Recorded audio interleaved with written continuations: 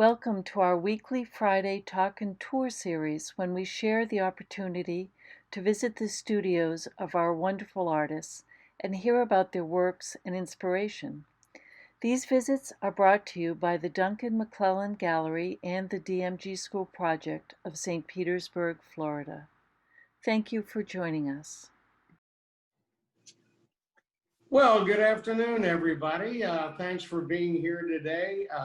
We really appreciate you joining us each week, and I hope you're enjoying these incredible artists that we're bringing each week to have you see their work and how they make their work, and some of the reasons behind it. Today's guest is very exciting. We are very pleased to have Mark Leputa, an incredible artist. He's an adventurer. He initially studied in New Zealand and has exhibited in Europe as well as the United States. He's a Niche Awards winner, which is a real honor. And I think you'll find his work very beautiful. And when you hear about what goes into it, not only the making of it, but the content of the work, I think you'll be fascinated.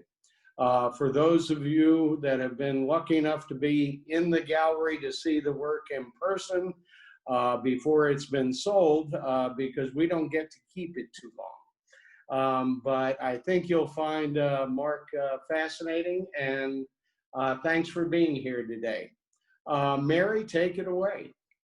Thanks, Duncan. Thanks, everyone, for being here today. Mark has been exhibiting with us for several years, and in the process of working with Mark, we've been watching his work evolve as he explores color, texture, form, negative and positive space. His energy, enthusiasm, and love of nature are translated into his work, and he will explain all of that in his presentation. But before we get started, a few housekeeping things. If you could address your questions and comments by using the chat button. Mark will take time at towards the end of his presentation to answer your questions. And also, if you'd like to watch Mark primarily as he speaks, choose speaker view in the upper right-hand corner of your screen.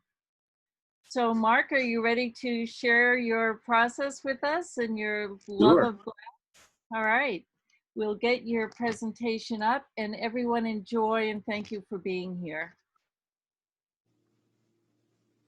Am I on? You are on. Oh, hello everyone. I'm very pleased to be here to give this presentation, and I'm very thankful for anyone who's tuning in to watch and listen. I'm Mark Leputa. I started working in glass in 2004 in New Zealand. I want to dedicate my exhibition to my dog Veda. She passed a few months ago, and anyone that knows me or has at all followed me on Instagram or Facebook, they definitely would have seen Veda. Anyone who's ever gone rock climbing with me has definitely met Veda. She was my guardian angel, and I definitely miss her, but she's always with me. So thank you, Veda. So like I said, I began my career in New Zealand. I just traveled there. It was just going to be just I'm a traveler and adventurer, and it was just supposed to be a 6-month trip. And in the process of traveling and using up all your money and getting broke and needing to find a job, I found a job at a glass studio in Taupo, New Zealand. So that's me in the studio there. It's called Lava Glass. It's in Taupo, New Zealand. There's a great group of people there, and I think a lot of people from the community have gone through there while traveling and have worked with them. So it's a cool spot. I started there as their cold worker. I cold worked 40 hours a week until I started learning to work in the hot process. So that 6-month trip ended up becoming a 2.5-year apprenticeship, and I learned all the basics while I was there. While I was there, like I said, I was primarily the cold worker. So I would have my friend Chris blow these blanks and I would carve on them. So the earliest work I didn't actually blow up until about 2007. So this work is from 2005 and it's the first piece I ever made. It's called Solace, and my friend Matt in New Zealand purchased it for like 300 New Zealand dollars. So I like to inform him all the time that he has made a good investment, because the pieces are certainly a little more dear now. But that's a cool little story. I call them my cut series, but it's kind of a generic term because when I was starting out, I didn't have a series. I just made what I thought in my head, and they just became the cut series later, so I can have like a reference name for them. In 2007, I decided to move back to the US. I couldn't really advance my career any further at Lava Glass because I wasn't about to get any better at glass blowing than the people that I already worked with who had been doing it for years. So they suggested, go back to America. There's nowhere better other than Italy to learn this craft. So I came back to the States, and like I said, I grew up in Pennsylvania. So I looked all over the Northeast for a full-time glass job, and I found one coincidentally in the Southeast with an artist named Cal Breed. He's in Northeast Alabama, and he called me up one day knowing that I was looking for someone, and he asked me why I was afraid of Alabama. And so I took that as a challenge to go down there and visit him, and we worked so well together. Up until last week, Cal and I have worked together for 13 years, and I'm about to start my own adventure in glass with my own studio. So last week was the last full week of work with Cal.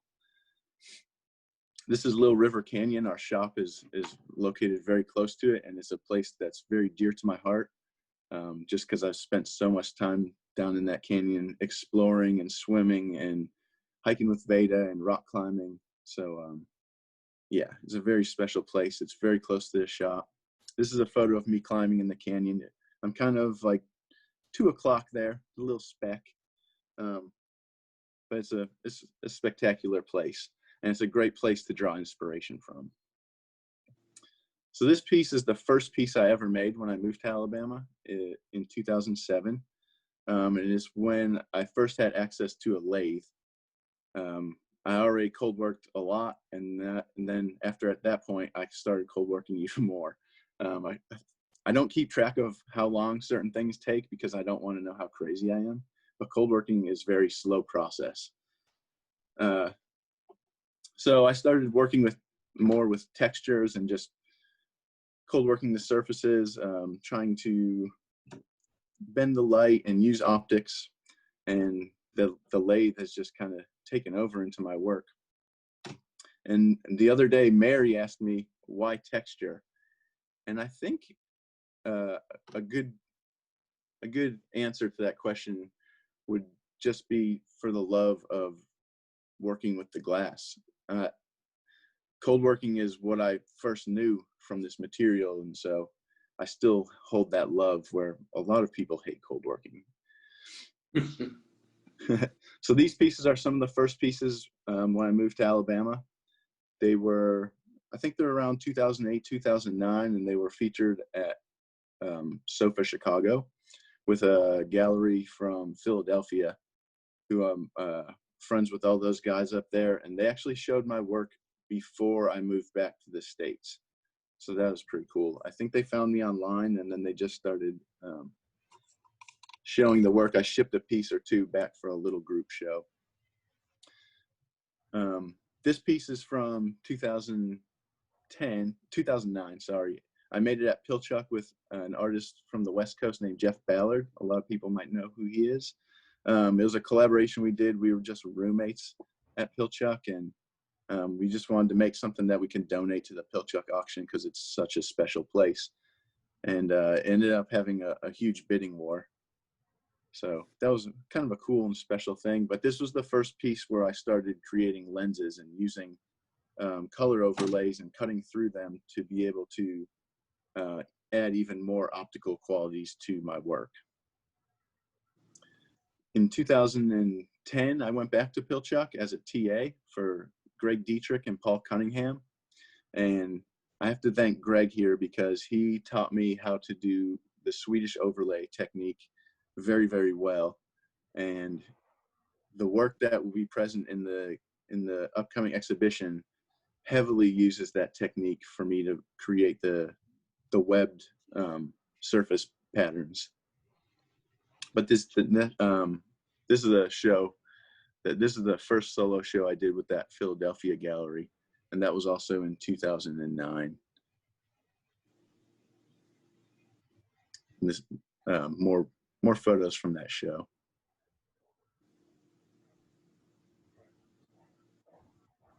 So I carried on from there, creating my cut series, but they started really evolving. I started using more color overlays. That way the color is on the very surface of the glass rather than on the inside.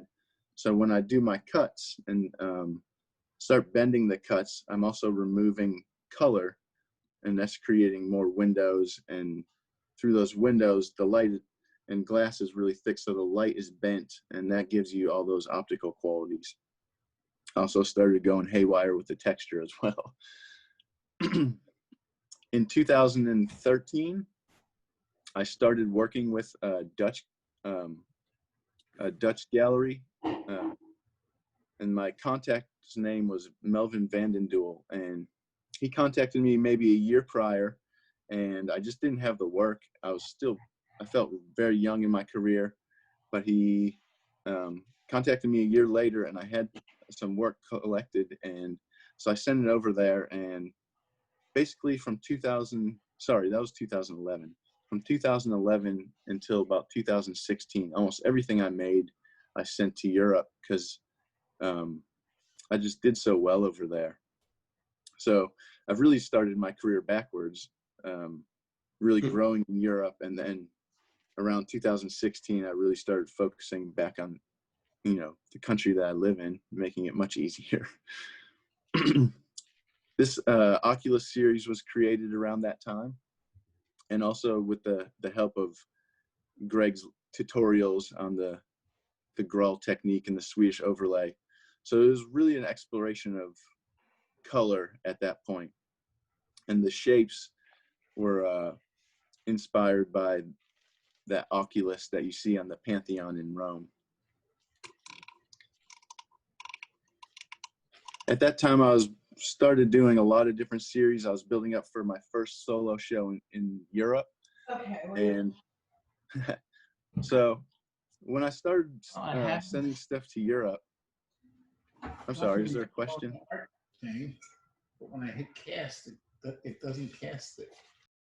Could we request that everyone make sure that they're muted? Thank you. But if anyone has a question for Mark, now's the time to ask.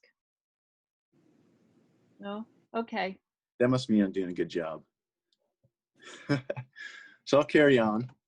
So in 2013, I had my first solo exhibition in the Netherlands, and I was trying to come up with new ways of bending the light, and I really went back to that first object I made in Alabama, that little gemstone paperweight. It has that Batuto texture on it, and I started, you can advance the screen a little bit. And I started this series called the Crystalline series, which is just two colors overlaid, and I grind through that top layer, and they'll open up these windows. And before I added the texture, they looked really cool, but it just was too see-through, and I wanted to force the viewer to have to look through the lenses. And also, when you see these pieces in a room, if they're in the center of the room and you're allowed to walk around them, any object that's in that room, say your friend is standing on the other side, as you look through them, everything in that room is brought into the piece. And I really like that aspect of it because I'm such an outdoorsy person, and I spend all my time outside, and I love that I can bring that into the work. It's all through optics. This was the gallery in the Netherlands that had the solo show. So I carried on with this series, and like I said, it started from that one first piece I made in Alabama. There it is. And that piece is only about 4 inches, and it's one of the few objects I've actually kept over the years. So these are more works from that crystalline series. And these are all from around 2013, getting into 2014. And I started trying to find ways of making them more grand, so I started adding components together. They're just fun pieces to make. Really, my whole, I guess my whole career has been a celebration of this material. I always created art. I wished I'd went to art school, and fortunately enough, I found that job in New Zealand working with glass, and it was really the first material artistically that I created something that I was truly proud of. And so, yeah, I'm married to this material. So you had not worked with glass before then, Mark? Never, no. They hired me. And you didn't go to art school? I didn't go to art school. I took a lot of art classes at the University of Pittsburgh, and I think I have a minor in studio arts and a minor in art history, but no one cares about minors. But yeah, I was engrossed in art, but yeah, it's just the way it went. But I feel like if you have a certain passion and a drive, your life will lead you back to that, Well, regardless it shows. of what paths you take. So in 2000, I think this is 14, we're getting into, my photographer for all my work is also my dentist. So this is a little side story for this piece here on the screen. So David Cummings and his wife Lisa are also travel photographers, and I needed a root canal. So we decided to trade some glass for a root canal. He fixed my tooth, made the pain go away, and I told him, I want to make you glass, but I don't want to make a bunch of vases or things you can give away as gifts when you go to a wedding. I want to make something very special. And as you know, root canal isn't cheap, so I owed him quite a bit. So we, unbeknownst to his wife Lisa, we took her photograph from New Zealand. This is an area called Waitopu, and it's very close to where I lived, so it's a very near and dear to my heart, but it's also Lisa's favorite place when they traveled to New Zealand. So we took this photograph of hers, and I just ran with it and tried to just come up with a piece and a design that pays justice to this place. It's such a unique place. The colors are so vibrant. These all exist in nature. So I ended up making this piece, and we documented the whole process. We made a little coffee table book for Lisa, and he gave it to her for, I believe, their anniversary. So it was a really cool and special piece, and they're very special people to me, and then I'm going to start talking about them a lot here in a moment.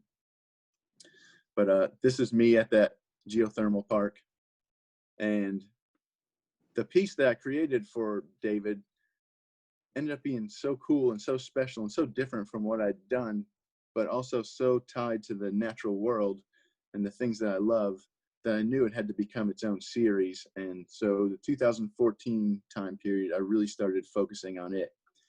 Around that same time, I started another series called the Glacial series, rather, and but I didn't devote a lot of time to it because I ended up getting very excited creating these pieces.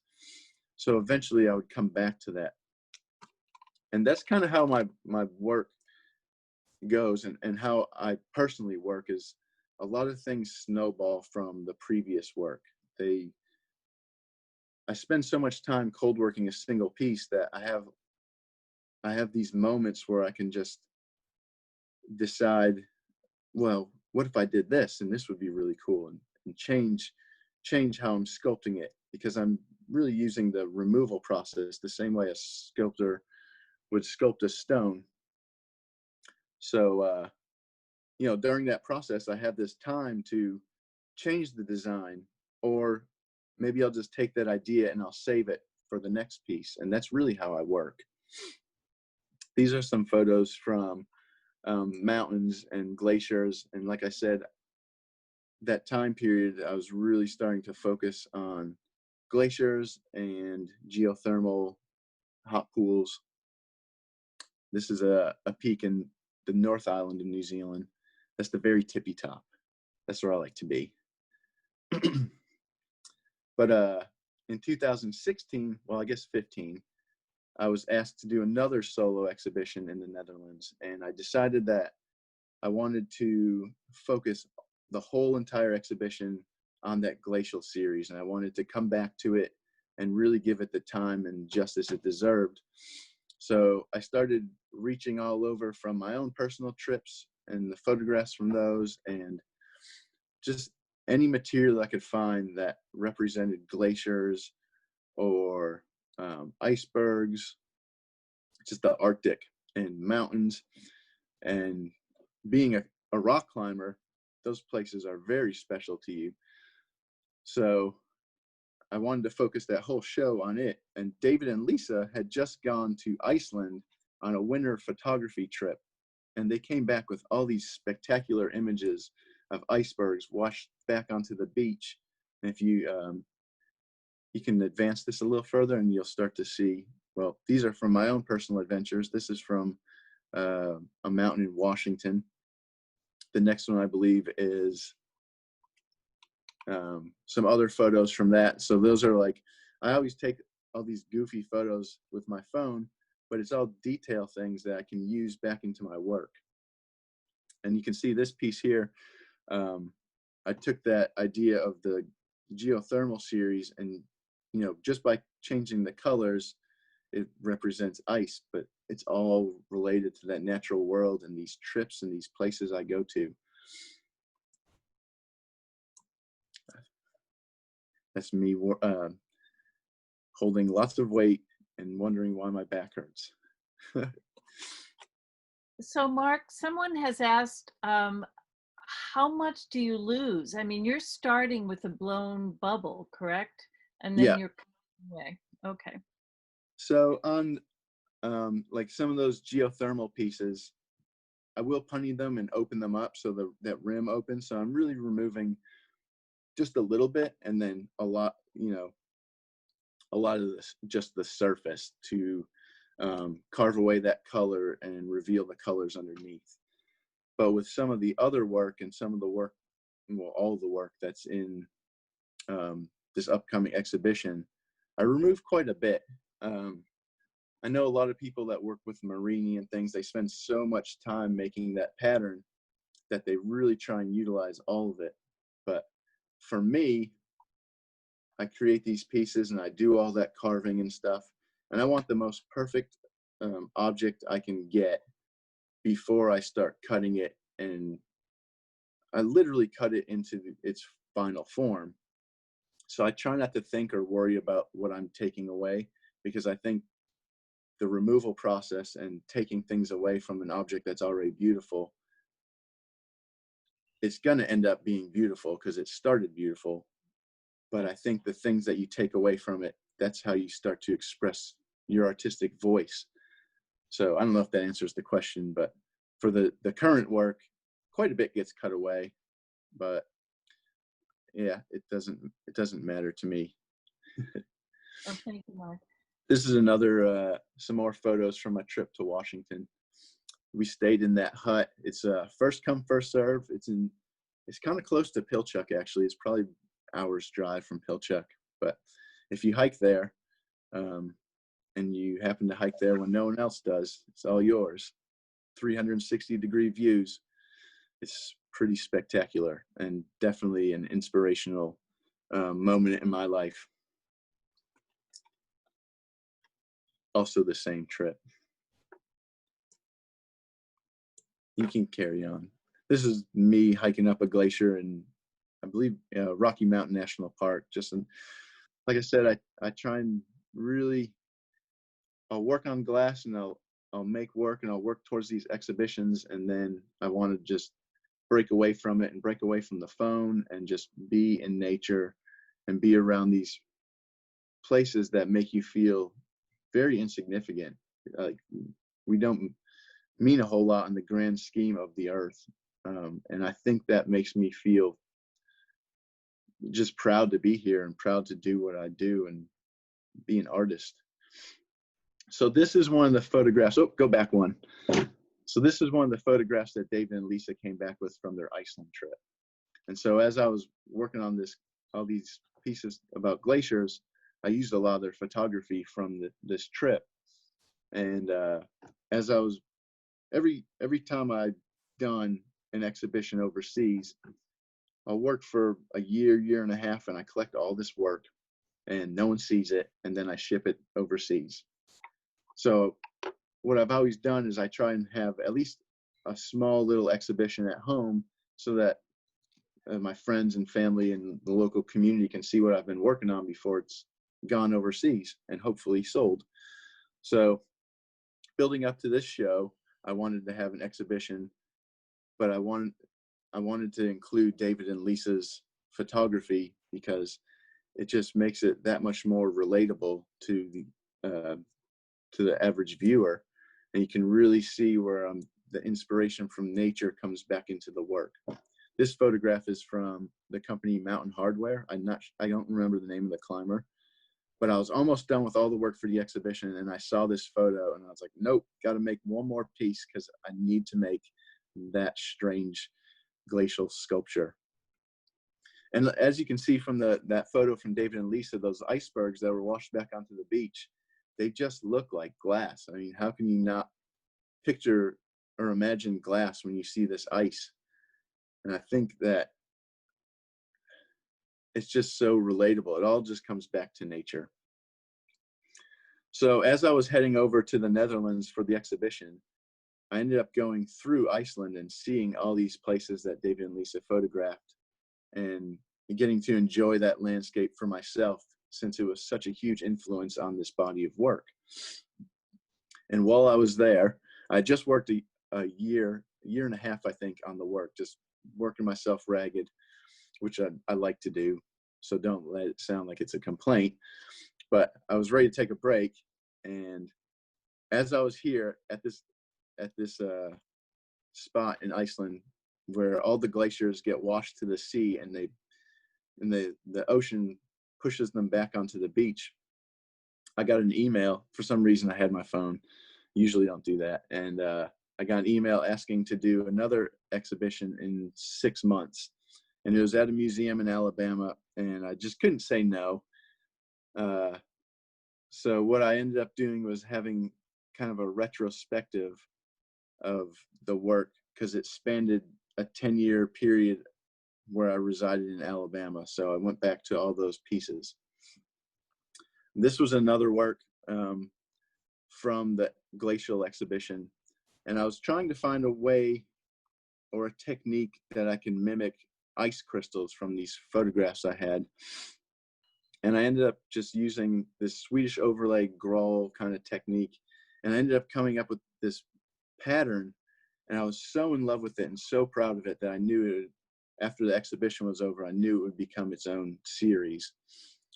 And the only prerequisite I had for myself was I had to be able to start making them in new colors, because for that year and a half, everything was a blue tint, and I just wanted to make more vibrant colors. So I'm just such a fan of color, and people ask what my favorite color is all the time. And I don't know if an artist can really answer that question. I think it's always changing. So like I said, I had another exhibition coming up already. So I was working hard, making work for it, which is some of the work that you'll see as we move forward through the presentation. Again, I went back to other series that I created while I was in Alabama. It ended up being this retrospective show of all the series in my career from the time I resided in Alabama, because it was over a 10-year gap. Coming back to the geothermal series, but starting to use wackier, crazy colors. My parents were able to come down to see this exhibition. It was my first museum solo show, and so that was very special. I owe everything to them. I come from a very blue-collar, hardworking family, and it really shows in my work ethic. I'm just working all the time, but I love what I do, so I don't ever have to complain. So I finished this show, and I started talking with Dave Patchen, who is also represented by the gallery. And we decided to do these collaborative pieces, but they were all going to be done kind of in secret and at our own pace and just having fun and exploring and just making some work together. We don't live on the same coast, so he would do all the glass blowing, and then he'd send it to me and I'd do all the carving. And we were just going to amass a few pieces and then kind of start showing them off. Well, David told the gallery about it, and in the next 6 months, I had to make more work for another exhibition. So it was very exciting. We ended up, a lot of these had to be done really quickly. Some of them just barely made it into the show. And like this piece here that you see on the screen, I blew the top part because it needed to be done as soon as David finished his half, because the exhibition deadline was coming up. So he took a caliper reading and I blew the top part and was already creating it as his piece was shipping across the country to get to me so we could put it all together. It was fun and wild. What's the size of this? Uh, Size of- I would say it's probably 11 inches across, and then its length is maybe 13. That's a guess. I can't quite remember. I could look it up if you really want to know. I think I have it somewhere, but yeah, about that size, like 11, 12 by 13, 14-ish.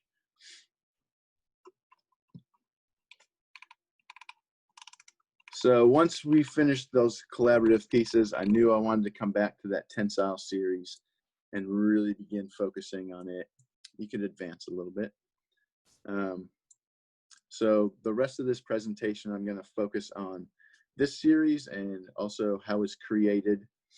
And so I'll go through some of the process as well.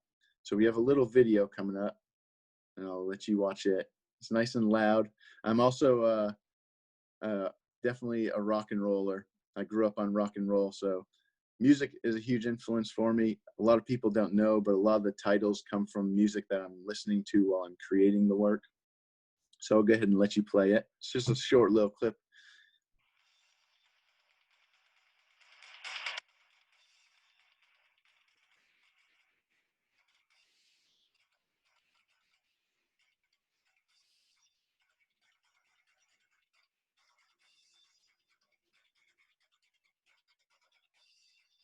So basically what I'm doing here is I've blown this color cup, and the color is on the surface, and I'm using that diamond wheel to carve this pattern in.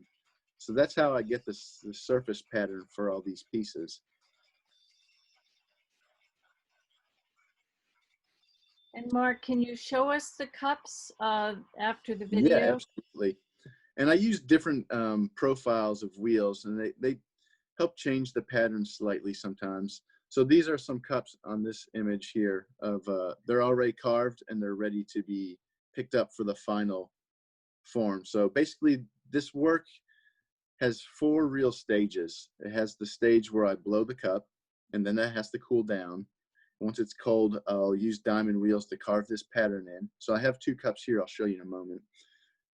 And then once those are finished and I'm ready to blow the final form, they get heated up to 1,000 degrees Fahrenheit, and I plunge a whole bunch more glass into it and then blow it up into this shape. And once those are cold, then I bring them back into the cold shop again, and that's when I start cutting them and bringing out that final form and bringing them to a polish and cutting lenses. And you can see here, that's just a diamond wheel as it cuts into that surface pattern to create the final form and pattern. And then the photo on the right here is one of those cups in the pickup kiln. And you can see I'm standing up on some stairs, and on the blowpipe, I already have a large amount of glass with a bubble in it. Sometimes that bubble has color, other times I just leave it clear. And I'm plunging that glass into that cup, and it has to be done just right so it hits the bottom, and then as you press it in, it fills the glass up. And if you do it just right, you won't trap any bubbles. And if you do it wrong, then it's usually ruined. But, you know, the success rate is pretty high usually. And then they get blown up, the same as any other glass blowing process. And then they have to cool. And I always keep them very thick because, you know, a huge characteristic of my work is that optical quality. And you just get much better optical quality from the glass if it's left thick. You get these windows and the surface patterns reflecting on the inside of the bubble. So as you move around these pieces, the pattern almost dances in those cuts. This is just some of the hot process. So a lot of people think I'm just a cold worker, but there's a lot of different techniques involved into creating just these blanks before they get hacked up and carved apart and made beautiful again. And I love the juxtaposition of the hot and cold process. So once, as I said, once they're cold, I'll start cutting them and I'll get that final form and you'll get those polished cuts. And then I'll also start adding lenses to, it's really become kind of a motif in my work. And I think it really adds to the optical quality and really brings in that outside, the outside objects around the piece back into the work.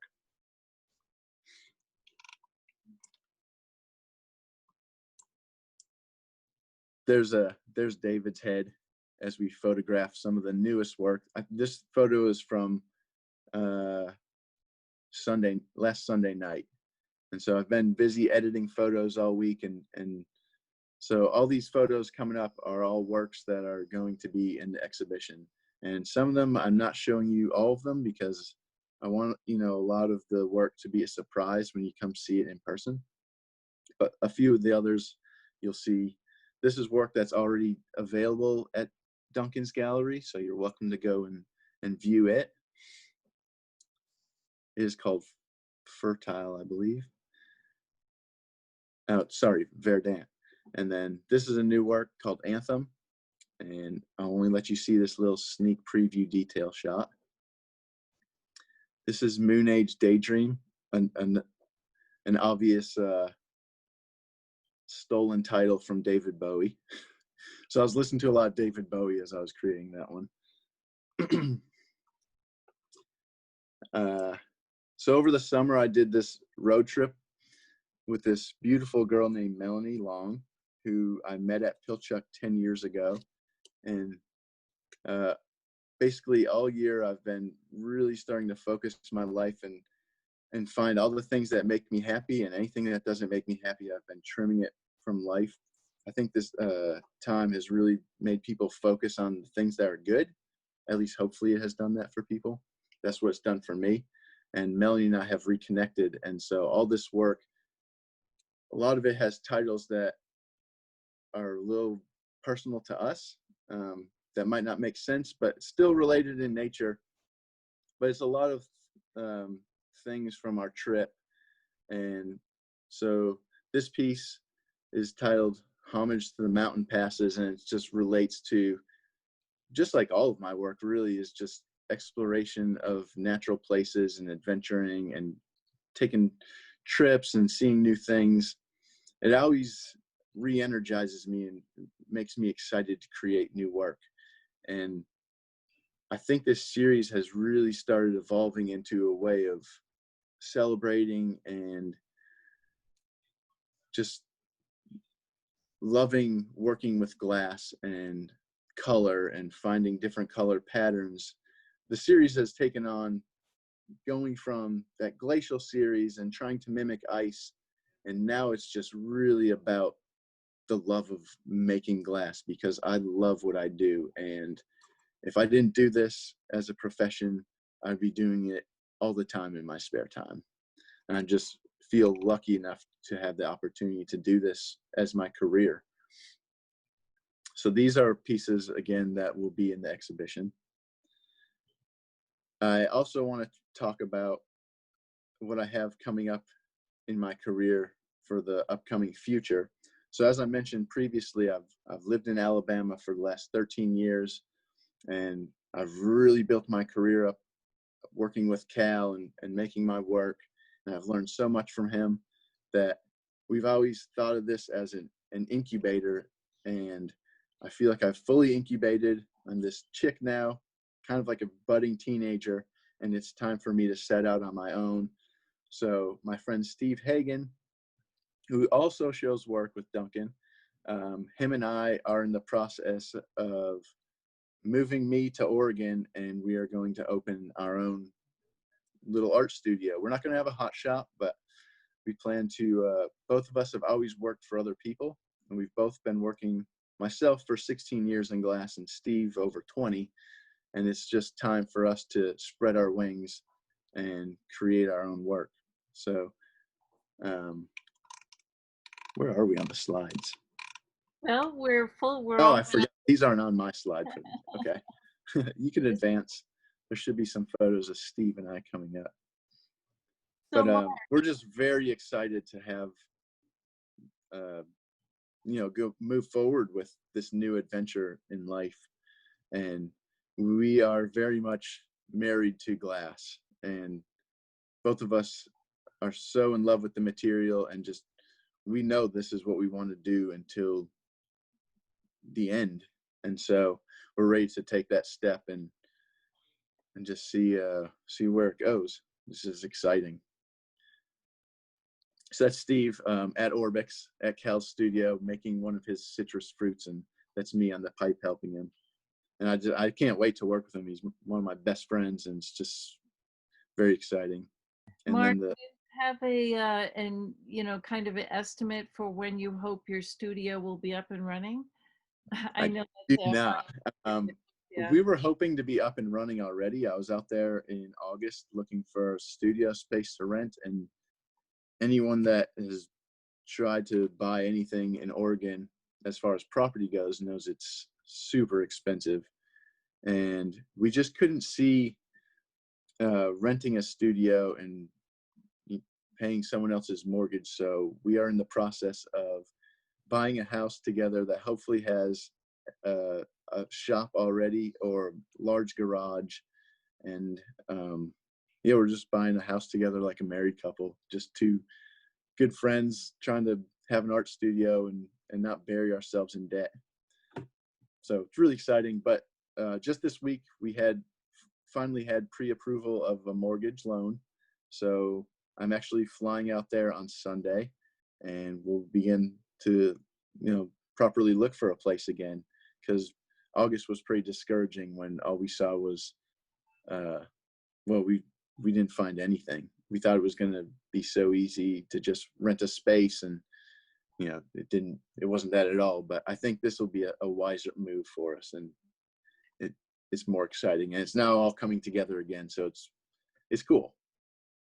Thank And you. then this is Melanie, and we have reconnected after 10 years. We kind of gone back and forth talking over that time, but we really hit it off well at Pilchuck, and she lives all the way in Canada. So I literally can't even go and visit her right now. But fortunately, Canadians can travel to the US, and so I'm going to get to see her next week. But she has been very inspirational as an artist for me. And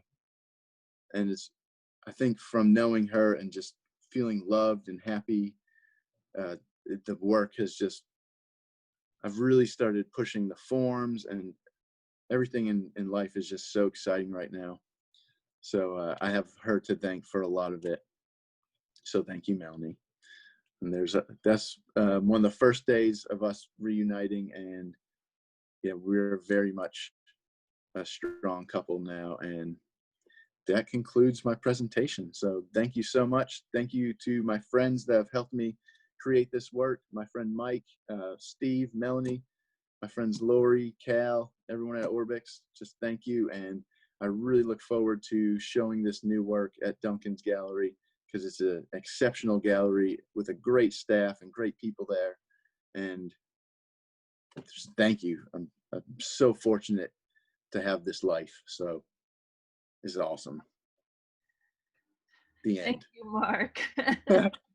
Well, that was absolutely wonderful. It's so many parts of what you shared with us was wonderful. Yeah, I I can mean, still show those cups too. oh yeah, So this please. is the cup. They're pretty good size. They're kind of thick.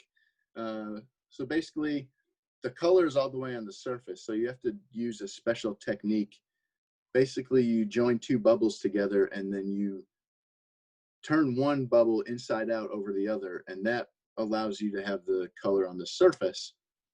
And generally that's enough for an overlay, but because these pieces are so big and thick, I make them into these cups, which I'll then carve, like you saw in the slides.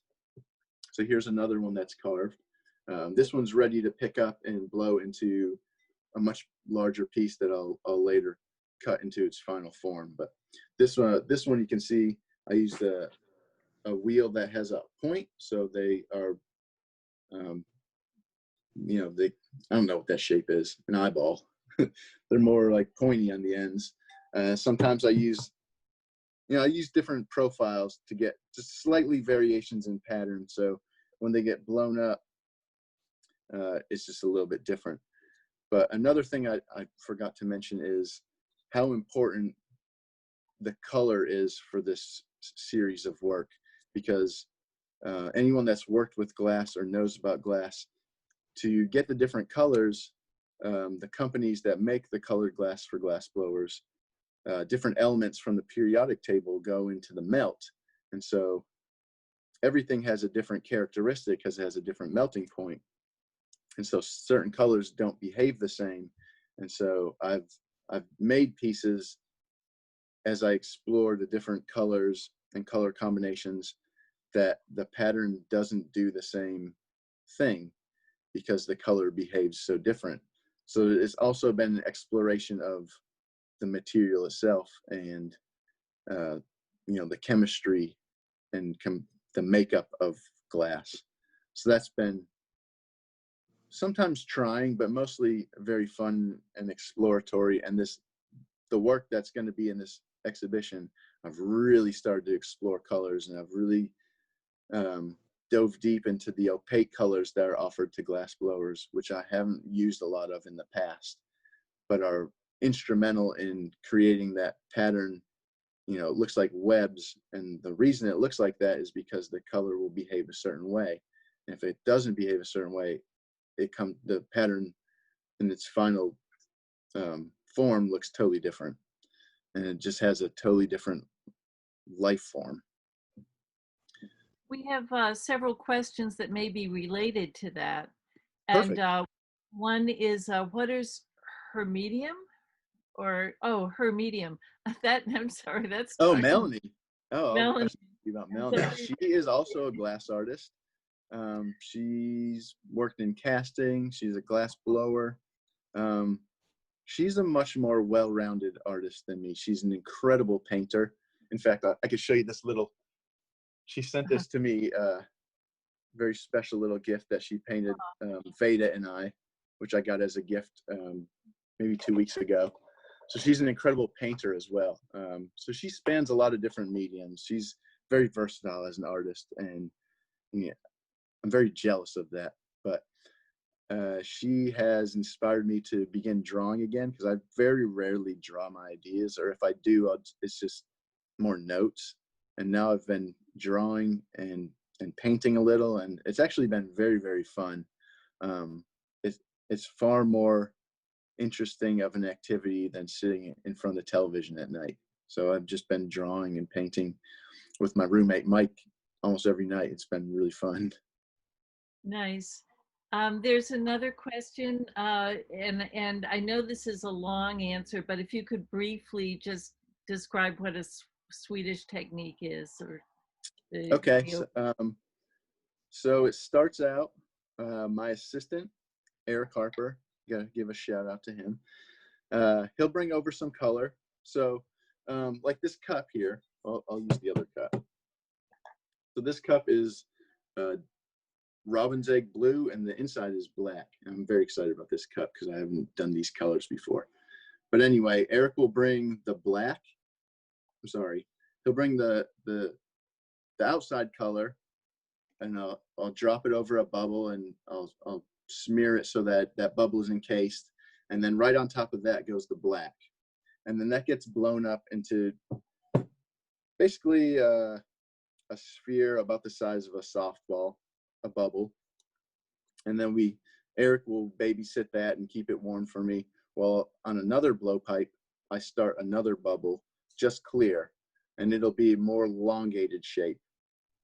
And once I have all the material for that and I've set up the bubble properly, I have Eric bring over that bubble that he has, and we'll stick it onto the end of my bubble and break it off of his pipe. So I have this bubble on my blowpipe and then a broken bubble. Well, it's attached, and then where it's broken off of his pipe is the hole, just like a glass blower would open a vase after they punny it. And then through a series of very specialized heats, I'll take a certain tool, I'll go inside of that colored bubble, and I'll just peel it until it'll be like this, and then it'll open up into almost a top hat, and then I close it back over. So you're basically flipping inside out the bubble that Eric brought and attached. And that allows you to put the color onto the very surface. And once it's on the surface and it's cold, when you cut into it, you're removing those colors. And that's how the pattern is created. I'm literally carving away the color and revealing what's underneath, which is clear. Did that make sense? It's so much easier with, like, that's even hard to explain to a glass blower. It's much easier with schematic drawings. But you basically take two bubbles and turn one inside out over the other. Is the quick explanation. Dina once described it as trying to put a glove inside a glove or something. Yes, kind of. Yeah. There's a lot of opportunity to screw it up, and it's a tricky one. But if anyone out there wants to learn how to do it, I'm always open to sharing information. And I actually did a workshop, a week-long workshop, like right as the quarantine hit, just before it. And it was about the Swedish overlay technique. And I taught full range of skill levels. And by the end of the week, almost everyone was doing Swedish overlays almost perfectly. So it was amazing. But there's just little tricks to it that if you do it right, it's very easy. But if you do those little things wrong, it's a disaster. It's so difficult. And Duncan, you use that technique also, correct? Exactly, and everything he said, it's fairly difficult to get correct. Yeah. Well, I think I see the possibility of another class coming on when time allows. That'd be awesome. For us, so yeah. Would anyone else like to ask Mark questions, or are we just awestruck by his work? I think we've had some wonderful comments and questions about your work. So just little asides, how great it is. So thank you. I am almost 40 years old. No. I turned 40 in January. It'll be a really cool way of it celebrating that kind of a monumental birthday as I move to the West Coast, because it's somewhere I've wanted to live for a very, very long time. And Mary, when will the show be at Duncan? Thanks, Dale. I was going to ask that as well. Let's see. So Mark is part of an exhibit that will run for January and February. So he will be bringing work in January. He will be coming in February, correct? Yeah. With some I believe additional. it's Valentine's weekend. That's correct. Yeah. So we'll be so pleased to have him here with us. I think Steve is coming with me as well. Oh, okay. That'd be cool. That's wonderful. Yeah. Well, thank you so much. And thank you, everyone. This was a wonderful afternoon, as always. You know, every week we just, in the process of working with artists like Mark, and we just learn so much and get to know you better, you know, than we would have otherwise. And it's a real honor and pleasure. And I know that Duncan is really excited to have you be bringing a new body of work and be coming down as well. So. I'm very excited. And thank you, everybody. It was really great to have you today. And congratulations, Mark. Thank you so Yes, much. yes. We look forward to hearing more. All right. Will Thank do. you. Thank you, Have a everyone. great weekend, everyone. And